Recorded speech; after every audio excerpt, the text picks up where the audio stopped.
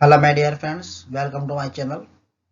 तो आज हम एनसीईआरटी क्लास 9 साइंस में chapter number 11 work and energy इसके एग्जांपल 11.1 टू 11.9 के न्यूमेरिकल्स सॉल्व करेंगे।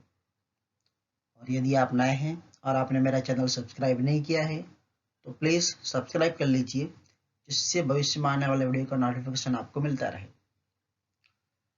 और यदि आपको चैप्टर नंबर 10, 8, 9 इसके न्यूमेरिकल्स देखने हैं तो इसके लिंक मैंने डिस्क्रिप्शन बॉक्स में दे रखी है, आप वहां जाकर देख सकते हैं। तो चलो हम शुरू करते हैं। सम की शुरुआत करने से पहले हम कुछ इंपॉर्टेंट फॉर्मूला देख लेते हैं। तो यहाँ लिखा है W is equal to F multiply by S, यानी ये W क्या है? W माने work, work is equal to force multiply by displacement. तो फिजिक्स में वर्क तभी माना जाएगा जब कोई भी वस्तु पर, कोई भी ऑब्जेक्ट पर जब फोर्स दिया जाता है और उसका डिस्प्लेसमेंट होता है। अगर उसका डिस्प्लेसमेंट होगा तभी वर्क माना जाएगा, बराबर। और work is equal to M G multiply by S भी होता है। एम मतलब मास, जी माने gravity, okay, gravitational force multiply by displacement, बराबर। अगर हमें मास दिया है केजी में और हमें ग्रेविटी दी है, बराबर, ठीक है, मीटर पर सेकेंड स्क्वायर में होती है, ग्रेविटेशनल फोर्स दिया है, बराबर, और डिस्टेंस मीटर में दिया होगा, डिस्प्लेसमेंट, तो हम वर्क इस प्रकार भी फाइंड कर सकते हैं। ये एनर्जी और काइनेटिक एनर्जी, काइनेटिक एनर्जी का फॉर्मूला होगा 1/2 mv square. Work done is equal to change in kinetic energy. तो kinetic energy of final velocity minus kinetic energy of initial velocity. तो इसमें 1/2 फाइनल में mv square, 1/2 mv square minus initial में 1/2 mu square. यहाँ पर हमने kinetic energy of the kinetic energy में हमने 1/2 mv स्क्वायर लिया, लेकिन माइनस हमने 1/2 mu स्क्वायर क्यों नहीं लिया? क्योंकि जब कोई भी ऑब्जेक्ट जो होता है, बराबर, वो रेस्ट में होता है और देन आफ्टर वो फिर मोशन में जाता है, यानी रेस्ट जो है, यानी u इनिशियल इसकी वेलोसिटी जीरो रहेगी। यहाँ पर जीरो का मल्टीप्लिकेशन करने पर हमें जो आंसर मिलेगा वो जीरो ही मिलेगा, इसलिए हमने u पुट किया नहीं है, इसलिए यहाँ पर 1/2 mv स्क्वायर लिखा है, ओके। और ये हम कब सॉल्व करेंगे? जब हमें दिया हो, बराबर, ठीक है, कि इसकी इनिशियल वेलोसिटी भी दी हो और फाइनल वेलोसिटी भी दी हो, तो हमें वर्क डन फाइंड करना हो, तब हम ये फॉर्मूला यूज करेंगे, ओके। पोटेंशियल एनर्जी, इसका फॉर्मूला होता है mgh। भाई पोटेंशियल एनर्जी क्या है? बराबर, कि जैसे कोई भी ऑब्जेक्ट अगर मैं ऊपर ले गया हूँ, बराबर, ठीक है, तो वो ऑब्जेक्ट फिर उसके अंदर जो एनर्जी आ जाती है, बराबर, ऊपर ले जाने से वो वस्तु जो नीचे गिरेगी, बराबर, तो उसमें जो एनर्जी आ जाती है उसे हम क्या बोलेंगे? पोटेंशियल एनर्जी बोलेंगे, बराबर, ठीक है। इसका फॉर्मूला होता है mgh। m मतलब मास, g मतलब ग्रेविटी और h मतलब उसकी height, okay. Power is equal to one work upon time, okay. कि पावर मतलब क्या होगा? कि पर यूनिट, जैसे कि किसी दो पर्सन है, बराबर, एक पर्सन को मैंने 50 किलो का बैग दे दिया, दूसरे पर्सन को भी मैंने 50 किलो का बैग दे दिया, और उनको दोनों को मैंने रनिंग करवा दी, बराबर। और जिसने सबसे पहले डिस्टेंस कवर किया, बराबर, सपोज 100 मीटर हमने रनिंग कराई, और 100 किलोमीटर जो है, सॉरी 100 मीटर रनिंग जिसने पहले कर ली, बराबर, तो उसका पावर ज्यादा, तो इस प्रकार ये पावर मापा जाएगा, बराबर। अब यहाँ पर मैंने कुछ इसकी यूनिट लिख ली, बराबर, कि यूनिट भी सम करते समय हमें यूनिट का खास ध्यान रखना है। यूनिट से ही हमें सम की वैल्यू पता चलेगी कि ये क्या वैल्यू दी है, तो इसलिए फोर्स की यूनिट होती है न्यूटन, यानी एन। मास की यूनिट होती है केजी। डिस्प्लेसमेंट की यूनिट होती है मीटर। इनिशियल वेलोसिटी की यूनिट होगी मीटर पर सेकेंड। फाइनल वेलोसिटी की यूनिट होगी मीटर पर सेकेंड। पावर की यूनिट होगी वॉल्ट। वर्क की यूनिट होगी जूल। पहला सवाल दिया है एक्सरसाइज 11.1 का कि a force of 5N is acting on an object, the object is displaced through 2 metre in the direction of the force, if the force act on the object all through the displacement, find work done. तो यहाँ पर ये एक object है, इस object पर 5 Newton का force लगाया गया, बराबर, सम में बता रहा है 5 न्यूटन का हमने ना फोर्स लगाया, तब इस ऑब्जेक्ट ने 2 मीटर डिस्टेंस कवर किया, बराबर। तो यहां पर हमने कितना वर्क डन किया है बराबर, वो हमें फाइंड करना है। तो वर्क डन का फॉर्मूला क्या होता है, फोर्स मल्टीप्लाई बाय डिस्प्लेसमेंट, यानी एफ मल्टीप्लाई बाय एस। यानी यहाँ पर एफ कितना दिया है 5 न्यूटन, ओके, और डिस्प्लेसमेंट कितना दिया है 2 मीटर, यानी हम डायरेक्टली पुट कर देंगे 5 मल्टीप्लाई बाय 2, यानी हमें कितना मिलेगा वर्क डन 10, और वर्क की यूनिट क्या होती है जूल, यानी 10 जे लिखेंगे, बराबर। हमें यहाँ पर यूनिट लिखना कंपलसरी है सम के एंड में, बराबर। नेक्स्ट एक्सरसाइज 11.2 दी है कि a porter lift a luggage of 15 kg from the ground and put it on his hand 1.5 meter above the ground, calculate work done by him on the luggage. एक porter है, बराबर, ठीक है, वो 15 kg का लगेज उठाता है, ground से अपने सिर के ऊपर रखता है, बराबर, ग्राउंड से जो है वो अपने सिर के ऊपर रखता है। कितना उसने डिस्टेंस कवर किया, उसका ग्राउंड से जो सिर के ऊपर रखता है, बराबर, उसका डिस्टेंस है 1.5 मीटर। तो हमें वर्क डन फाइंड करना, बराबर। तो यहाँ पर मास दे दिया है हमें 15 kg, डिस्प्लेसमेंट यानी एस दिया है हमें 1.5 मीटर, हम और हमें यहाँ पर फॉर्मूला पुट जो करना है, बराबर, इसके बारे में बताता हूँ, रुको। Work is equal to force multiply by displacement, बराबर। तो यहाँ पर हमें डायरेक्टली हमें फोर्स दिया नहीं है, एम और जी ये वाला हम फॉर्मूला यूज करेंगे क्योंकि हमें मास दिया। तो ग्रेविटी हमने यहाँ पर कितनी ली, 10 मीटर पर सेकेंड स्क्वायर ग्रेविटी ले ली। अगर सम में नहीं दी हो तो हम 10 मीटर पर सेकेंड स्क्वायर हम ग्रेविटी ले सकते हैं, बराबर। मल्टीप्लाई बाय डिस्प्लेसमेंट, ये मैं फॉर्मूला आपको बता चुका हूँ पहली स्लाइड में, ओके। यानी यहाँ पर मास कितना दिया है 15, और ग्रेविटी कितनी दी है 10, और डिस्प्लेसमेंट कितना दिया है 1.5, ओके। यानी अब ये 1.5 है, बराबर, इसका मैंने पॉइंट रिमूव किया तो अपॉन में 10 आया, और ये 10 से ये 10 कट गया, 15 मल्टीप्लाई बाय 15 करेंगे तो कितना मिलेगा 225 kg मीटर पर सेकेंड स्क्वायर, यानी kg मीटर पर सेकेंड स्क्वायर, यानी ये kg मीटर पर सेकेंड स्क्वायर, यानी वो nm मीटर हो गया, ओके। यानी इसकी यूनिट क्या होगी जूल। वर्क हमने किया है तो उसकी यूनिट हमेशा जूल होती है, आप डायरेक्टली अगर जूल लिखोगे तो भी चलेगा, ठीक है। एक्सरसाइज नंबर एग्जाम्पल है अब 11.3, an object of mass 15 kg is moving with a uniform velocity of 4 meter per second. What is the kinetic energy possessed by the object? हमें यहाँ पर मास दिया है 15 kg, बराबर, और उसकी वेलोसिटी दिया है हमें 4 मीटर पर सेकेंड, और हमें काइनेटिक एनर्जी फाइंड करनी है। तो काइनेटिक एनर्जी का फॉर्मूला क्या था 1/2 mv स्क्वायर, बराबर। अब पुट कर दो 1/2 m, मास कितना है 15, तो यहाँ पर मैंने 15 पुट कर दिया। अब v स्क्वायर यानी v हमें कितना दिया है 4, यानी 4 मल्टीप्लाई बाय 4, 2 टाइम मैंने 4 लिख लिया, बराबर। अब 4 का स्क्वायर करके 16 लिखूंगे तो भी चलेगा। अब ये 2 2 जा 4 होता है, बराबर, काट दिया, 15 2 जा 30, 34 जा 120, यानी 120 जूल। वर्क डन हमारा कितना आया 120 जूल आएगा, ओके।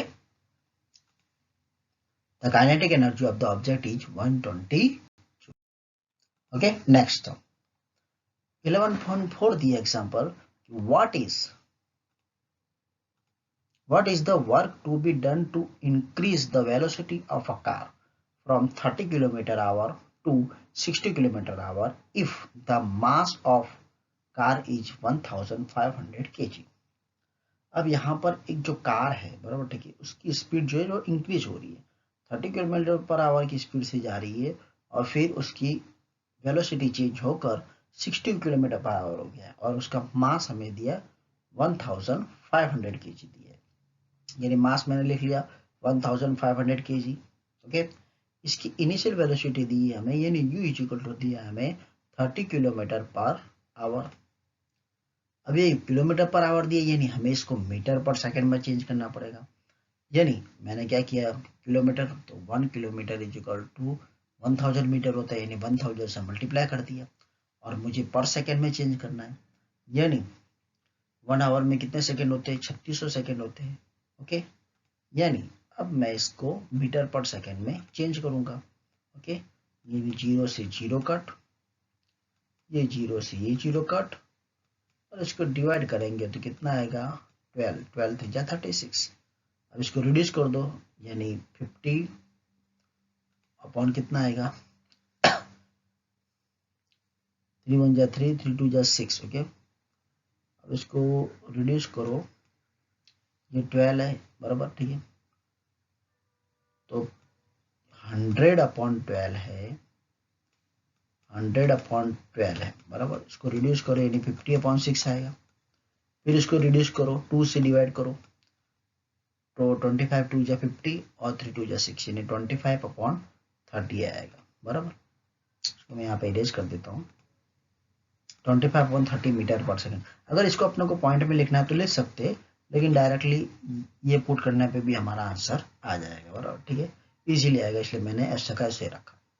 और हमें फाइनल वेलोसिटी कितनी दी है, 60 km/h, तो ये km/h दिया है, तो इसको भी मीटर/सेकंड में बदलो, यानी 60 × 1000/3600। ओके, सेम एज इसमें हमने किया, 10 से 10 कट, ये 10 से ये 10 कट, और 6 6 36। अब 100 कितना है, 6 है, बराबर, ठीक है।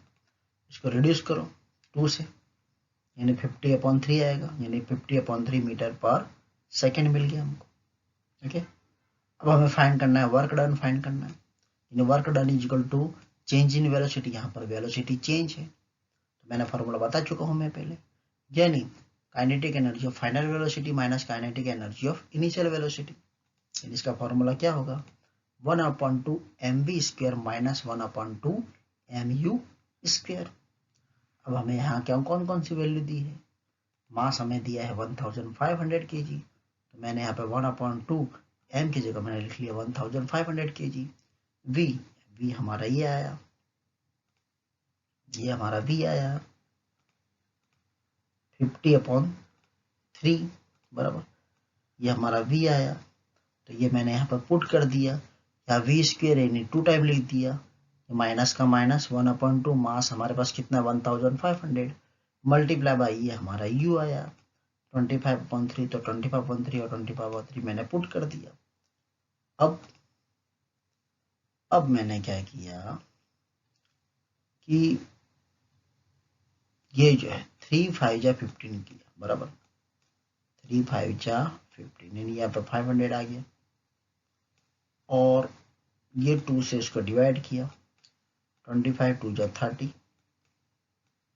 बराबर, यानी 1500, सॉरी यहाँ पर सिर्फ 500 आएगा, बराबर, ठीक है, 500 मल्टीप्लाई बाय 25 मल्टीप्लाई बाय ये 15 अपॉन ये 3, सेम एज हियर,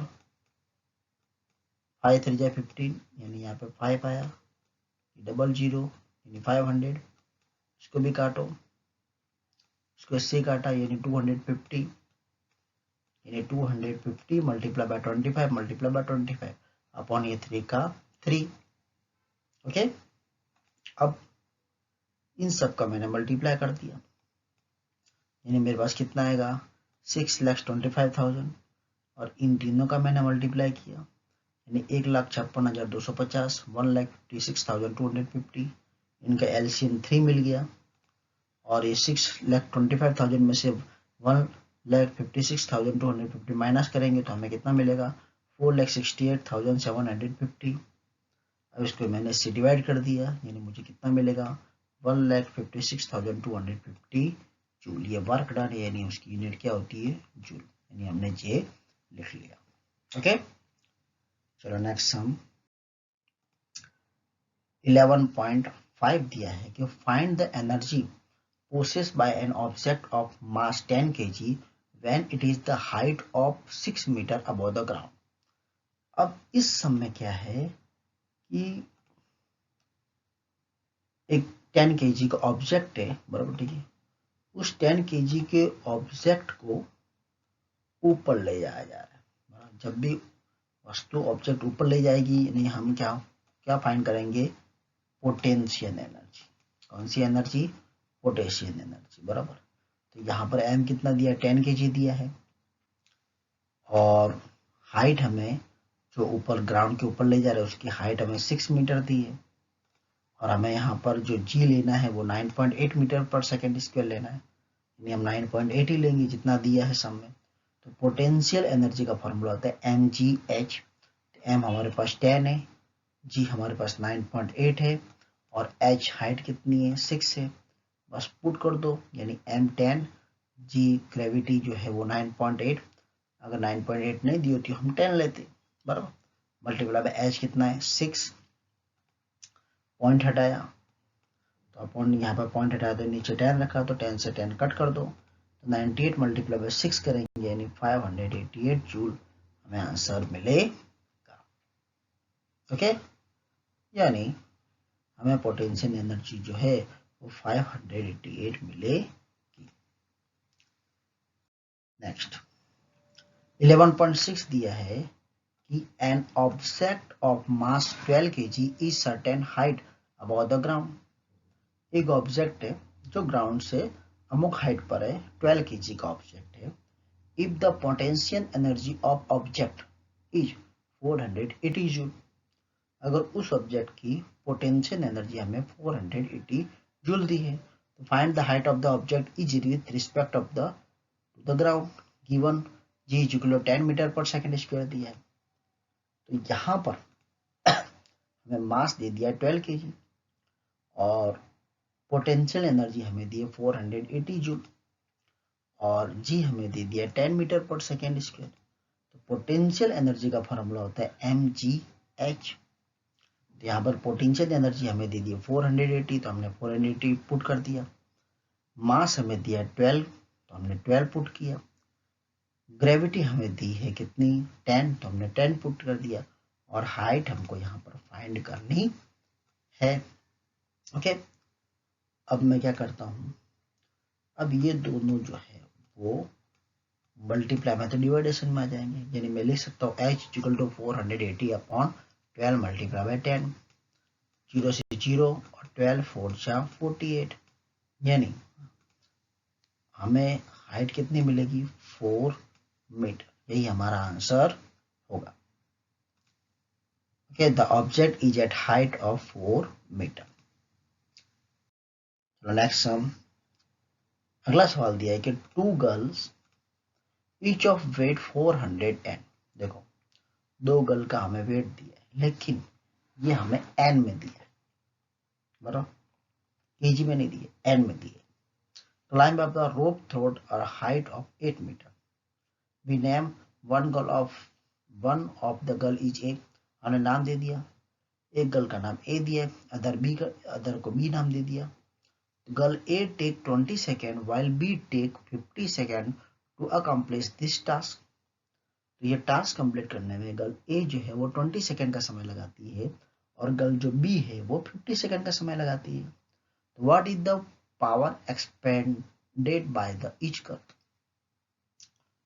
तो पहले तो हमें क्या दिया है कि पावर एक्सपेंडेड बाय गर्ल ए, तो हमें यहाँ पर जो न्यूटन दिया है, बराबर 400 n, यानी वो हमें क्या दिया है mg दिया है, मास मल्टीप्लाई बाय ग्रेविटी, बराबर, यानी हमें डायरेक्टली 400 n दिया है, और हमें हाइट कितनी दी है 8 मीटर दी है, टाइम कितना दिया है 20 सेकेंड दिया है, और अब पावर का फॉर्मूला क्या था वर्क अपॉन टाइम, यानी यहाँ पर वर्क कितना है mgh है, बराबर, क्योंकि वो पोटेंशियल एनर्जी हो रही है, इसमें क्या है पोटेंशियल एनर्जी, और हमें पावर निकालना है कि दोनों गल में से कौन जो है वो फास्ट चलता है, कौन अपना टास्क जो है वो स्पीडली पूरा कर रहा है।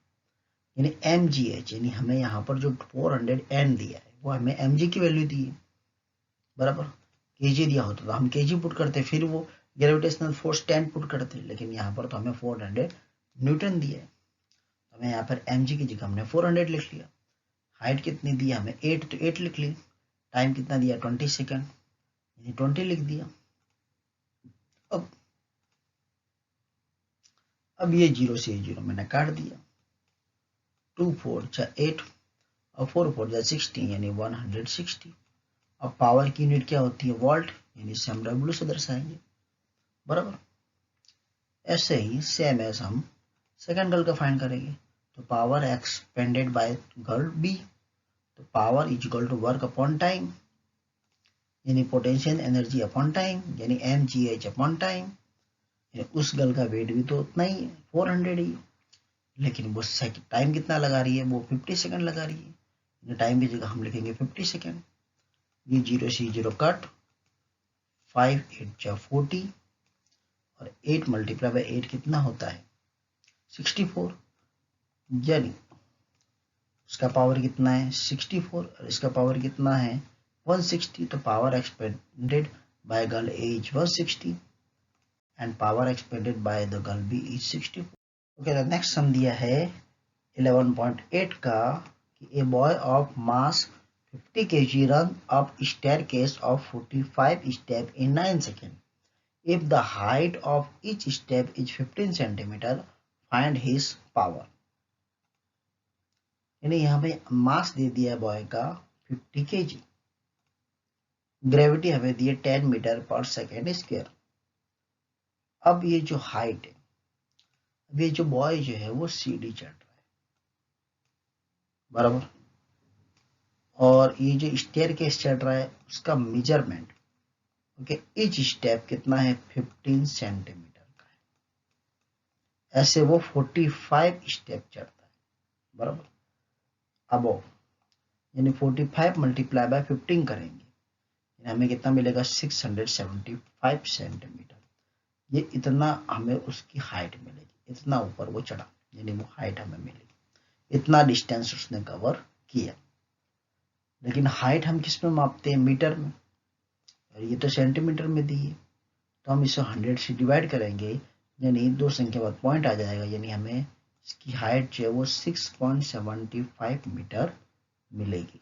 ओके, और टाइम हमको कितना दिया है 9 सेकेंड, टाइम 9 सेकेंड। अब power is equal to work upon time, यानी वर्क यहाँ पोटेंशियल एनर्जी है, यानी mgh अपॉन टाइम, यानी m कितना दिया है 50, g कितना है 10, और हाइट कितनी है h 6.75 divide by time 9 second. अब मैं पॉइंट हटा दूंगा इसका, तो अपॉन में 100 रखा मैंने, 0 से 0 कट, ये 0 से ये 0 कट किया, 9 से इसको डिवाइड करूंगा तो मुझे कितना मिलेगा 75, बराबर। फिर 5 मल्टीप्लाई बाय 75 करूंगा तो कितना आएगा 375। ये पावर है तो वोल्ट में मापेंगे हम इसकी यूनिट, 375 वोल्ट इसका आंसर आएगा। Okay, next sum. अगला सवाल दिया है कि an electric bulb of 60 volt is use for 6 hours per day. Calculate the unit of energy consumed in 1 day by the bulb. अब यहां पर पावर ऑफ इलेक्ट्रिक बल्ब दिया 60 वोल्ट, लेकिन इलेक्ट्रिक बल्ब है, बराबर, ठीक है। तो इलेक्ट्रिसिटी की एनर्जी, उसकी यूनिट फाइंड करने के लिए उसकी यूनिट क्या है, उसकी यूनिट है, इलेक्ट्रिसिटी की यूनिट है kW आवर, बराबर। तो यहाँ पर तो क्या है वोल्ट में दिया है, यानी हम इसको किलोवाट में बदलेंगे। तो किलोवाट में बदलने के लिए हमें 1000 से डिवाइड करना पड़ेगा, यानी हमें कितना किलोवाट मिलेगा? 0.06 किलोवाट, बराबर। और हमें टाइम कितना दिया? 6 आवर, यानी ये आवर है तो आवर में दिया है, कोई दिक्कत नहीं, वो रख लो। तो power is equal to energy upon time होता है, यानी वर्क अपॉन टाइम, वर्क माने एनर्जी भी होता है, बराबर। यहाँ पर इलेक्ट्रिक एनर्जी, यानी पावर मैंने लिख लिया 0.06 equal to energy upon time कितना है? 6, इसका मल्टीप्लाई कर दूंगा मैं, यानी 0.06 multiply by 6 equal to energy, यानी इसका मल्टीप्लाई करूंगा 6 या 36, यानी 0.36 यूनिट जो है, बराबर, वो कंज्यूम करेगा one day. Okay, thank you for watching video.